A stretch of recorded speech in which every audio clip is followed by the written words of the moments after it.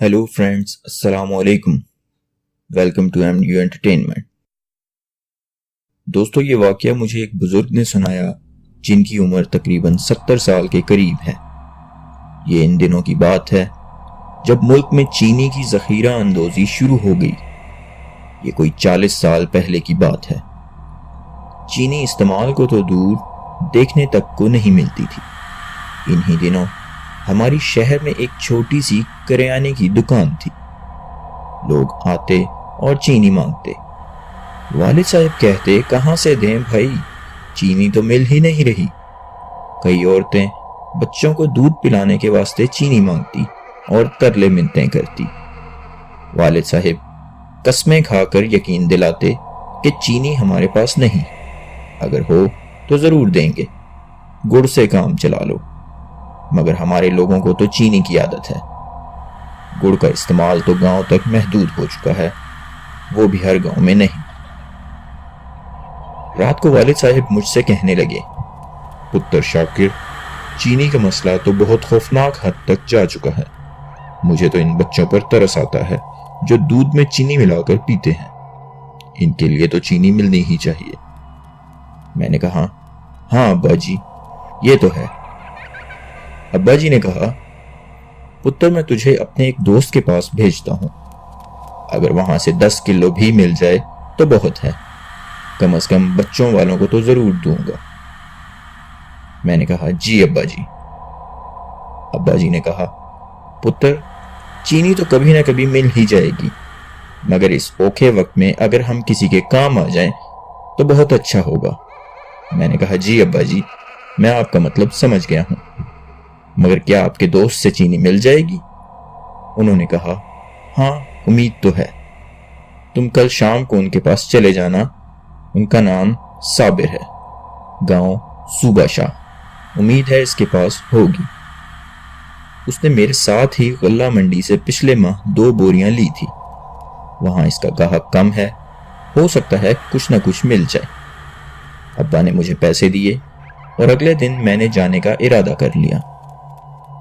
गांव कोई 12 किलोमीटर दूर था और मुझे दुकान से निकलते निकलते शाम के 4 बज गए।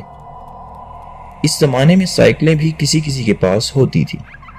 लोग दूर दूर तक साइकिलों पर या पैदल सफर करते थे।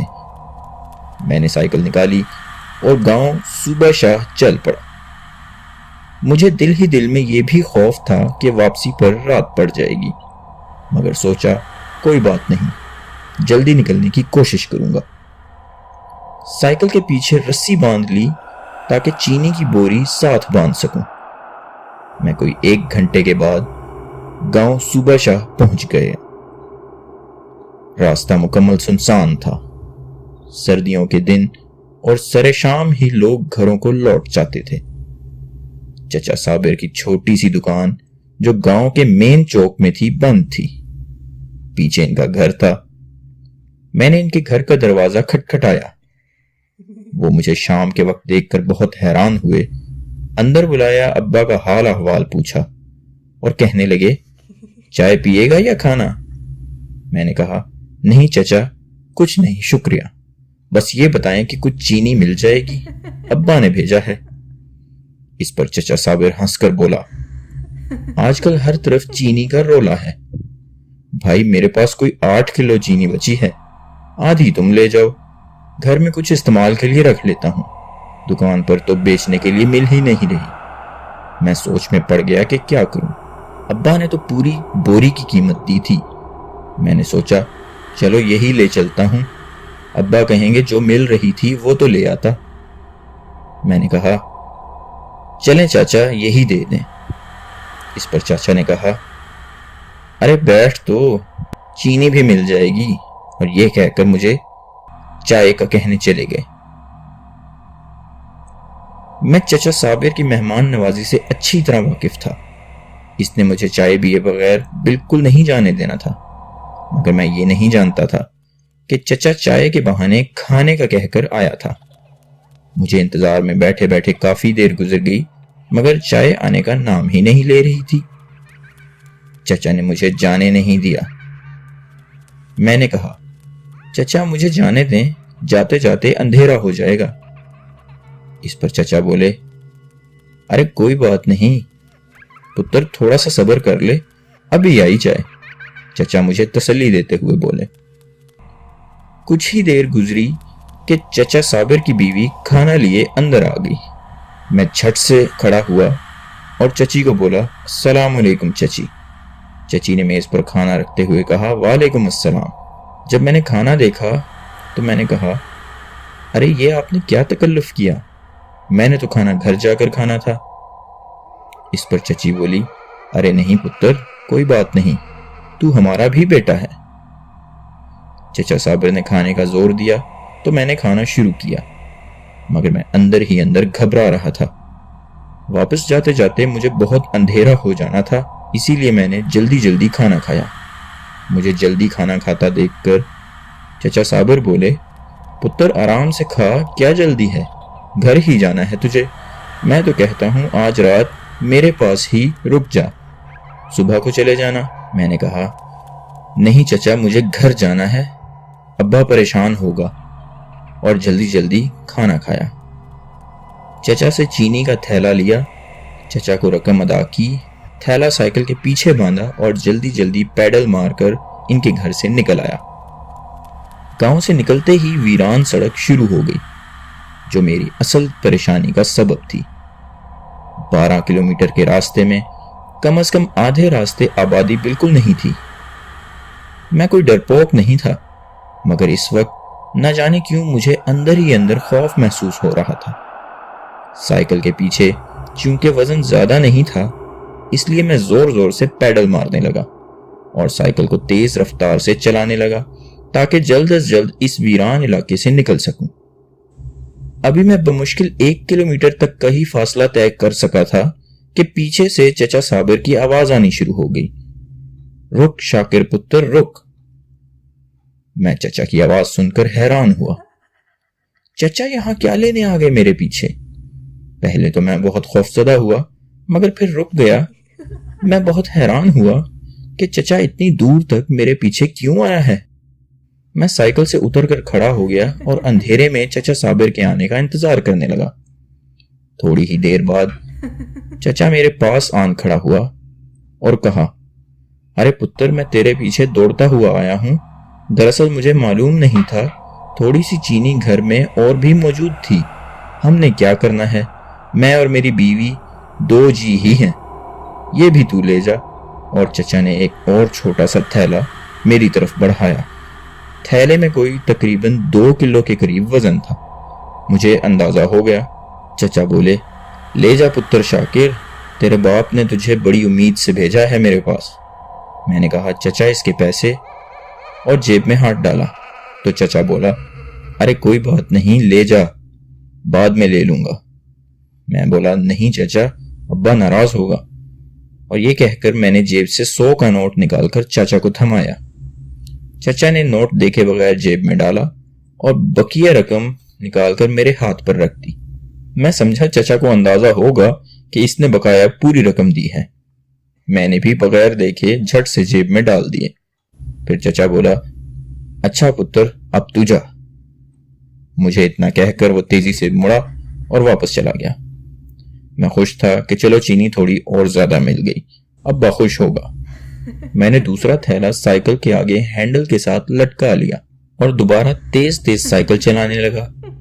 ابھی تھوڑی ہی دور گیا ہوں گا کہ ایسا محسوس ہوا جیسے سائیکل کا ہینڈل بہت وزنی ہو گیا ہو۔ میں بہت حیران ہوا، پر میں نے سائیکل نہ روکی، مگر کچھ دور جا کر سائیکل کا ہینڈل سنبھالنا مجھ سے مشکل ہو گیا۔ میں نے سائیکل روکی اور تھیلا اتارا، بہت ہی وزنی تھا۔ میں نے تھیلے میں ہاتھ ڈالا تو خوف سے مجھے جھرجھری آ گئی۔ تھیلے میں کسی جانور کی ذبح کی ہوئی سری موجود تھی اور سائز میں اتنی بڑی تھی کہ جس کی وجہ سے اس کا وزن اتنا زیادہ تھا۔ میں نے خوفزدہ ہو کر اسے دور پھینک دیا اور سائیکل بھگانے لگا۔ میں حیران بھی تھا کہ پہلے تو اس تھیلے کا وزن 2 کلو تھا، اب 10 کلو وزنی کیسے ہو گیا کہ سائیکل کا ہینڈل اتنا بھاری ہو گیا۔ مگر مردہ جانور کی سری نے راز کھولا۔ چچا نے یہ میرے ساتھ کیا مذاق کیا؟ میں خوفزدہ سا سائیکل دوڑاتا رہا۔ دور سے آبادی کی روشنیاں نظر آنے لگی۔ اتنے میں مجھے ایسے محسوس ہوا جیسے میرے پیچھے کوئی بھاگتا ہوا چلا آ رہا ہو۔ مڑ کر پیچھے دیکھا تو خوف سے گھگھی بند ہو گئی۔ وہی سیڑھی جیسے ہوا میں اڑتی میرے پیچھے چلی آ رہی ہو۔ میں نے رفتار مزید بڑھا دی۔ میرا سانس دھونکنے کی طرح چل رہا تھا۔ پیچھے سے چچا صابر کے ہنسنے کی آوازیں آ رہی تھی، پر میں رکا نہیں۔ اللہ اللہ کر کے آبادی شروع ہو گئی اور پیچھے سے آوازیں آنا بھی کافی کم ہو گئی، مگر میں کسی صورت بھی رفتار کم کرنے پر تیار نہیں تھا۔ میرا سانس ایسے چل رہا تھا جیسے 150 کی رفتار سے کوئی انجن چل رہا ہو۔ آبادی میں داخل ہوتے ہی میرا خوف کچھ کم ہوا۔ گھر پہنچا تو جان میں جان آئی۔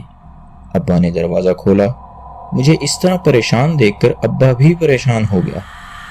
بولا، کیا ہوا شاکر پتر؟ میں نے جھلا کر بولا، ابا اندر تو آنے دے۔ یہ کہہ کر جلدی سے سائیکل اندر کی اور کمرے میں جا کر چرپائی پر گر پڑا۔ ابا کے چہرے پر ہوائیاں اڑ رہی تھی۔ میری حالت ایسی تھی کہ ابا اور پریشان ہو رہا تھا۔ ابا نے کہا، خیر تو ہے نا پتر، کیا ہوا؟ میں بولا، ہاں ابا، جلدی سے پانی لا دے۔ ابا جلدی سے پانی لے آیا۔ پانی پیا تو سانس بحال ہوا۔ میں نے ابا کو الف سے یہ تک سارا قصہ سنایا۔ ابا نے خدا کا لاکھ لاکھ شکر ادا کیا کہ میں صحیح سلامت زندہ واپس آ گیا ہوں۔ وہ بولے، پتر وہ راستے میں ملنے والا یقیناً کوئی خبیث جن ہوگا جس نے صابر کا روپ دھار کر تجھے ڈرایا، پر شکر ہے کہ تیری جان بچ گئی۔ اس رات مجھے نیند ہی نہ آئی، طبیعت بے چین رہی۔ ابا میرے زندہ آ جانے پر اللہ کا لاکھ لاکھ شکر ادا کر رہا تھا، پر مجھے بخار چڑھ گیا۔ صبح جیب سے بقیہ رقم نکال کر ابا کو دی تو ساتھ میں وہ بقیہ رقم بھی نکل آئی جو راستے میں چاچا کے بھوت نے مجھے دی تھی۔ عجیب سی زبان میں تحریر کاغذ پر لکھی ہوئی تھی۔ میں نے ابا کو دکھائے تو ابا نے فوراً انہیں جلانے کا حکم دے دیا۔ میں کچھ دن اس واقعے کے بعد نہ گھر سے نکلا نہ دکان پر گیا۔ طبیعت بحال ہوئی تو دکان پر جانا شروع کر دیا۔ کچھ روز بعد چچا صابر ہماری دکان پر آیا تو ابا نے اس روز والے واقعہ کا ذکر کیا تو چچا صابر حیران ہو کر بولا، میں تو اس کے پیچھے آیا ہی نہیں تھا، میرے پاس تو جو چینی تھی میں نے اسے گھر پر ہی دے دی تھی۔ چچا صابر نے بتایا کہ راستے میں ایک ویران گورا قبرستان تھا، اس کے پاس سے لوگوں کو گزرتے ہوئے کئی بار ایسے واقعات کا سامنا کرنا پڑا۔ دراصل غلطی میری ہی تھی، میں نے اسے کھانے پر روک لیا۔ اس دن کے بعد میں نے اس گاؤں میں زندگی بھر نہ جانے کی قسم کھا لی۔